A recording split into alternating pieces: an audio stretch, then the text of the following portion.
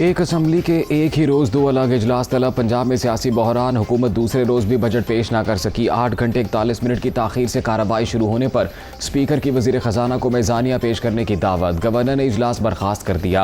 अब कार्रवाई गैर आईनी है। अवैस लगारी का ऐलान। गवर्नर का सेशन बर्खास्त करने का इख्तियार ख़त्म हो चुका। परवेज़ इलाही का मौक़िफ़। कार्रवाई आज दोपहर 1 बजे तक मुलतवी कर दी। बलीगुर रहमान ने ऐवान इक़बाल में इजलास 2 बजे तलब कर लिया। ड्यूटी कहाँ करनी है, स्टाफ परेशान।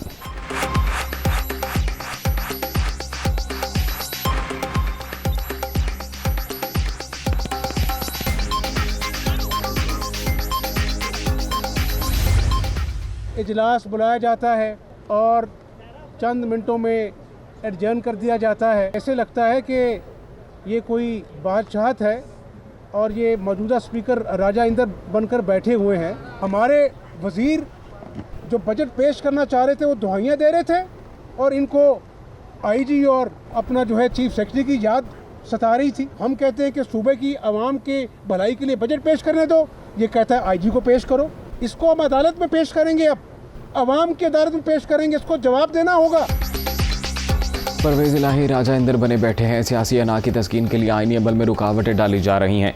खेल तमाशा करने नहीं आए। 12 करोड़ आवाम के लिए मेज़ानिया देना है। इजलास भी होगा, बजट भी पेश करेंगे। हमजा शहबाज की ललकार।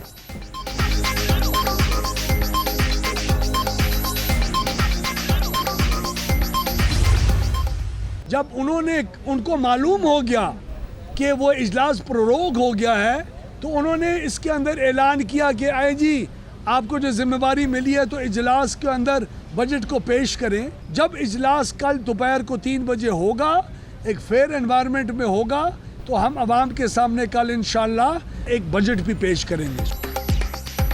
आइन पानी की तरह होता है, अपना रास्ता खुद निकालता है। हम आवाम को जवाब दे हैं। शफाफ तरीके से ऐवान की कार्रवाई चलाने का हक दिया जाए। अवैस लगारी का मुतालबा। गवर्नर ने आइनी जिम्मेदारी निभाते हुए इजलास तलब किया। अपोजिशन को आवाम की परवाह नहीं, अता तारड़ का इल्ज़ाम।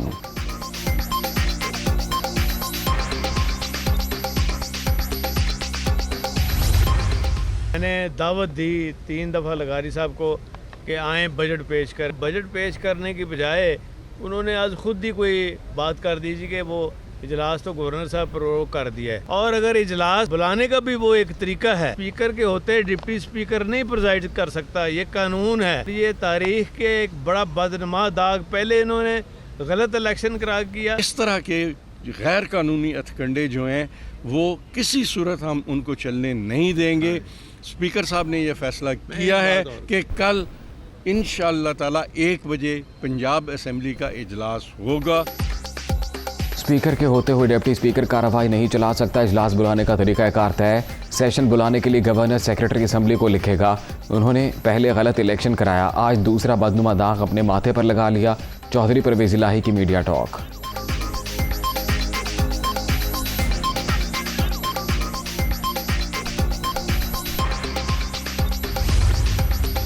ऐवान के अलावा किसी और जगह असम्बली इजलास बुलाना गैर कानूनी होगा। पंजाब की जाली हुकूमत ने बजट मंजूरी के अमल को लतीफ़ा बना दिया है। फवाद चौधरी।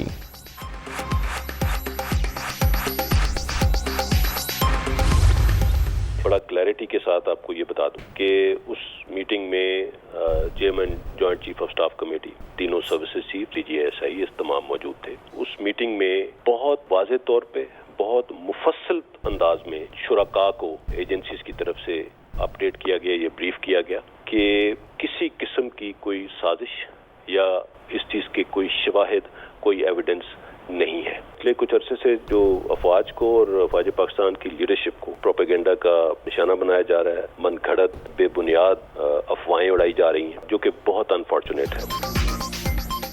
हुकूमत की तब्दीली के लिए कोई साजिश नहीं हुई। तर्जुमान पाक फौज ने बयानिया यकसर मुस्तरद कर दिया। कौमी सलामती कमेटी के दोनों इजलासों में हमारी तरफ से क्लियर बता दिया गया था, कोई सबूत नहीं मिले। तीनों सर्विसेज चीफ्स भी मीटिंग में मौजूद थे। कुछ अरसे से मुसल्लह अफवाज और उसकी क़यादत को निशाना बनाया जा रहा है। ऐसा नहीं होना चाहिए। किसी को हक़ाइक़ मसख़ करने का हक़ नहीं। DG ISPR major general Babar Iftikhar की ऑन दी फ्रंट में गुफ्तगू।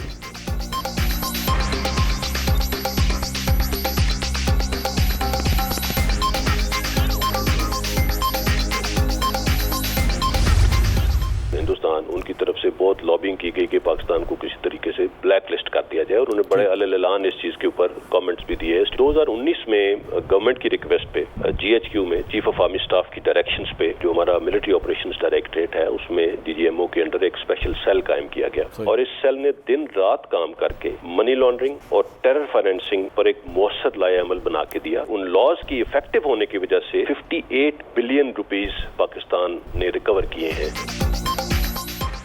भारत ने पाकिस्तान को FATF की ग्रे लिस्ट में डालने के लिए बहुत लॉबिंग की। हिंदुस्तान किसी भी तरीके से हमें ब्लैक लिस्ट करवाना चाहता था। 2019 में हुकूमती दरख्वास्त पर GHQ में मिलिट्री ऑपरेशन डायरेक्टरी में स्पेशल सेल कायम किया गया था। दुश्मन की साजिश नाकाम बना देगी DG ISPR।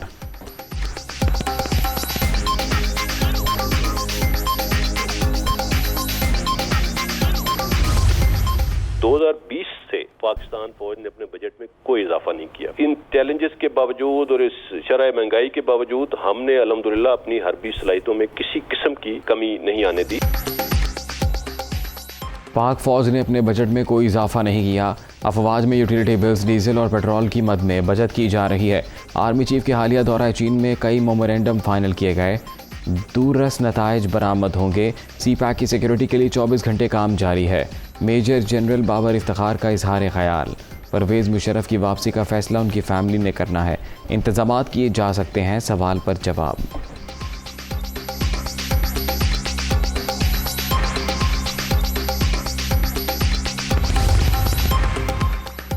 परवेज़ मुशर्रफ से ज़ाती अनाद या दुश्मनी नहीं चाहता कि अपने प्यारों के हवाले से जो सदमे मैंने बर्दाश्त किए किसी और को भी सहना पड़े।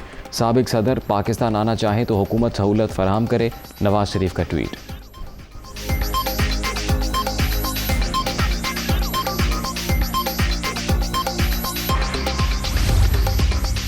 पाकिस्तान का कौमी बैंक दिवालिया होने से बच गया। पाकिस्तान ने न्यूयॉर्क की फेडरल कोर्ट से मुकदमा जीत लिया। मुकदमा हारने पर अरबों डॉलर का जुर्माना आयद हो सकता था। नेशनल बैंक पर दहशतगर्दी के लिए माली इमदाद का इल्ज़ाम था।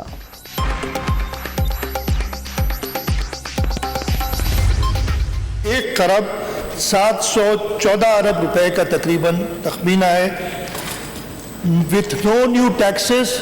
2016, 2017, 2018, 2019 और 2021 में admissible to employees of federal government जो भी हमने दिए थे वो हम मर्ज कर रहे हैं। बेसिक पे स्केल 2022 में ad hoc relief allowance at the rate of 15% of basic pay scale to government of Sindh employees is being proposed. अगर किसी सूबे में सिंध के सूबों के मुलाजिमीन से बचत ज्यादा होगी तो हम उसको सिंध के बराबर करेंगे। पेंशन में हम 5% बढ़ा रहे हैं। ऑपोजिशन की हंगामा राय के दौरान सिंध का 1714 अरब रुपए का बजट पेश। सरकारी मुलाजमीन के लिए तनख्वाहों में 15% एडहॉक रिलीफ अलाउंस का ऐलान। पेंशन 5% बढ़ा दी गई। मजमूई खसारा 33 अरब। कोई नया टैक्स नहीं लगाया गया। सालाना तरक्याती प्रोग्राम के लिए 362 अरब रुपए मुख्तस। बजट तकरीर के दौरान मुराद अली शाह की जुबान फिसल गई। नवाज शरीफ को वज़ीर आज़म कह दिया। हिज़्ब इख्तिलाफ पर भी शदीद तनकीद।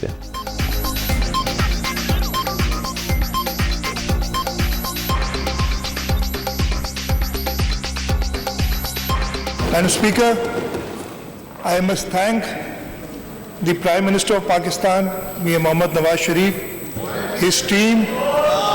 मैंने शहबाज शरीफ कहा था। अच्छा जी। क्या हो गया? क्या कर रहे हो भाई? क्या कर रहे हो यार? क्या कर रही हो यार? अरे दे देना। क्या हो गया? क्या कर रहे हो? सिंध असम्बली के इजलास में हंगामा राई खातून की हाथापाई। PTI का PP रुकन कुलसूम चांडियों की जानिब से दुआ भुट्टो पर हमले और मोबाइल छीनने का इल्ज़ाम। मुनव्वर वसान सेल फोन लेकर फरार हो गए। PP रहनुमाओं के खिलाफ मुकदमा दर्ज कराएंगे। तहरीक इंसाफ के रहनुमाओं का ऐलान।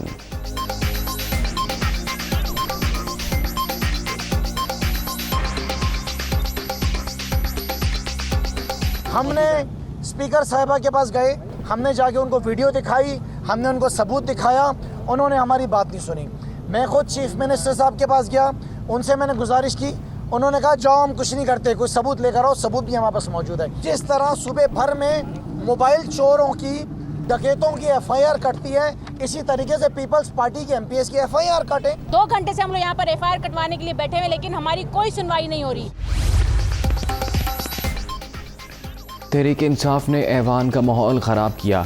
मैंने हमला नहीं किया, दुआ भुट्टो ने आकर लड़ाई की। अरसलान ताज भी साथ है, मेरा मोबाइल भी छीन लिया। पीपी रुकन कुलसुम चांडियो का मौक़िफ़।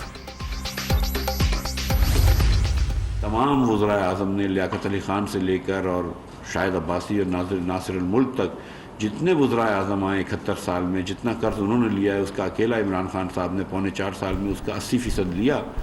तो शौकत अली साहब ने कहा कि नहीं हमने 80% नहीं लिया, हमने सिर्फ 76% लिया। PTI दौर में मजमूई हुजम के 79% कर्जे लिए गए। अदायगियाँ बहुत बड़ा मसला है। वज़ीर ख़जाना मिफ्ता इस्माइल का पोस्ट बजट कॉन्फ्रेंस से खिताब।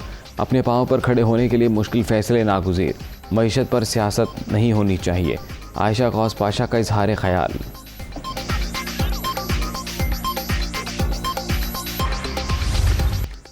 इमरान दौरे हुकूमत में करप्शन के नए तरीके अपनाए गए। बरतानिया में पकड़े गए 50 अरब रुपए कौमी ख़जाने में जमा कराने के बजाय हिस्सा वसूल करके 5 अरब एडजस्ट कर दिए गए। वज़ीर दाखिला की प्रेस कॉन्फ्रेंस। राना सनाउल्लाह साबिक़ वज़ीर आज़म की अहलिया का दस्तखत शुदा मुआहिदा भी सामने ले आए। शहजाद अकबर पर मामला तय कराने का इल्ज़ाम।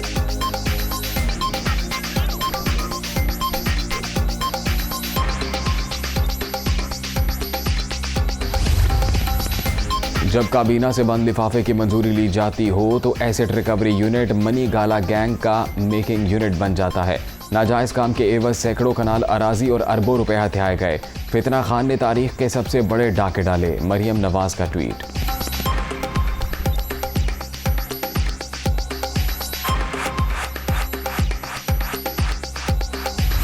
अमेरिका ने अपने मुफादात के तहफ़्फ़ुज़ के लिए इम्पोर्टेड हुकूमत मुसल्लत की। हमने अपने दौर में 200 अरब रुपए की सब्सिडी रखी। इन्होंने 10 रोज़ में पेट्रोल 60 रुपए लीटर महंगा कर दिया। अपनी लूट मार बचाने वालों को अवाम की कोई फिक्र नहीं। पुरअमन एहतजाज हमारा हक। जल्द इस्लामाबाद पहुँचने की कॉल दूंगा। इमरान खान का इज्तिमा से खिताब।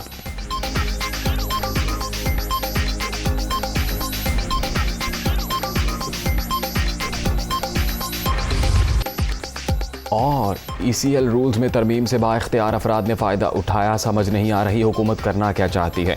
एग्ज़िट कंट्रोल लिस्ट से इतनी जल्दी नाम निकालने की क्या ज़रूरत थी। कानूनी अमल पर कोई समझौता नहीं होने देंगे। पार्लियामेंट से एकतरफा कानून साजी भी आइनी तकाज़ों के मुताबिक होनी चाहिए। कोई इदारा अपनी हद से तजावुज़ ना करे। ऐसा हुक्म नहीं देना चाहते जिससे हुकूमत को मुश्किलात हों। तहकीकात में हुकूमती मुदाखलत पर अज़ खुद नोटिस केस की समाअत के दौरान सुप्रीम कोर्ट के रिमार्क्स। ECL से मुतल्लिक SOPs मज़ीद शफाफ बनाने का हुक्म।